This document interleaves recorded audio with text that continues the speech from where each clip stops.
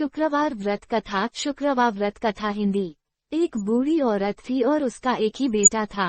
बेटे की शादी के बाद बुढ़िया बहू से घर के सारे काम करवाती थी, लेकिन उसे सही खाना नहीं देती थी। लड़के ने ये सब देखा, लेकिन माँ से कुछ कह नहीं पाया। बहुत सोच विचार के बाद एक दिन लड़के ने माँ से कहा, माँ, मैं विदेश जा रहा हूँ। माँ ने बेटे को जाने का आदेश दिया। इसके बाद वह अपनी पत्नी के पास गया और बोला, मैं विदेश जा रहा हूँ, कोई निशानी दो। इतना कहकर वह पति के चरणों में गिर पड़ी और रोने लगी। इसने गोबर से लथपथ हाथों से पति के जूतों पर छाप छोड़ी। बेटे की मौत के बाद सास ससुर के अत्याचार और बढ़ गए। एक दिन बहू उदास होकर मंदिर गई। वहाँ कई महिलाएं पूजा कर रही थीं। उन्होंने महिलाओं से व्रत के बारे में पूछा तो उन्होंने कहा कि हम संतोषी माता का व्रत कर रहे हैं। महिलाओं ने बताया कि यह सभी प्रकार के कष्टों का नाश करती है। महिलाओं ने बताया कि शुक्रवार के दिन स्नान करके एक बर्तन में शुद्ध जल लें, गुड़ और चने का प्रसाद लें और सच्चे मन से माँ की पूजा करें। खटास भूलकर भी न खाएं और न ही किसी को दें।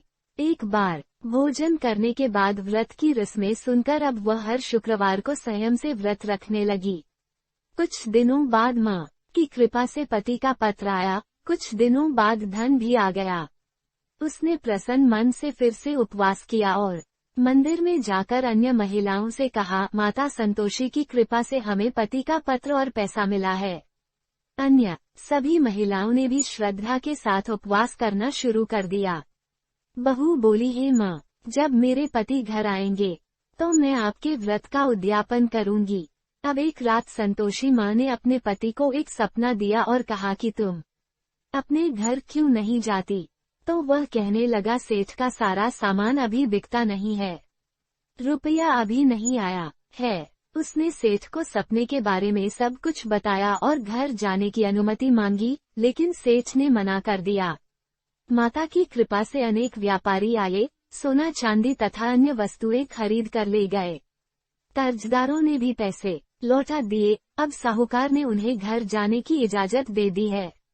घर आने के बाद बेटे ने अपनी माँ और पत्नी को खूब पैसे दिए। पत्नी ने कहा कि मुझे संतोषी माता के व्रत का उद्यापन करना है।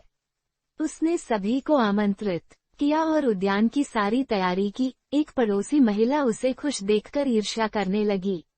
उन्होंने अपने बच्चों को सिखाया कि आप भोजन के दौरान खट्टा अवश्य मांगें। उद्यापन के समय भोजन करते समय बच्चों में खटास आ गई तो बहू ने पैसे देकर उनका मनोरंजन किया। बच्चे दुकान से इमली और खट्टी मलाई खाने लगे तो माँ को बहू पर गुस्सा आ गया।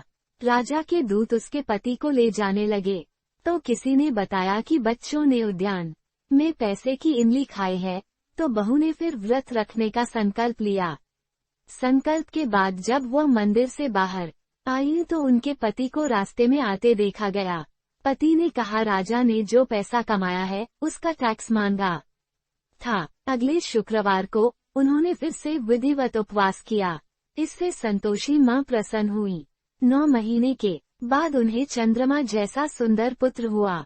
अब सास, बहू और बेटा माँ की कृपा से खुशी खुशी रहने लगे।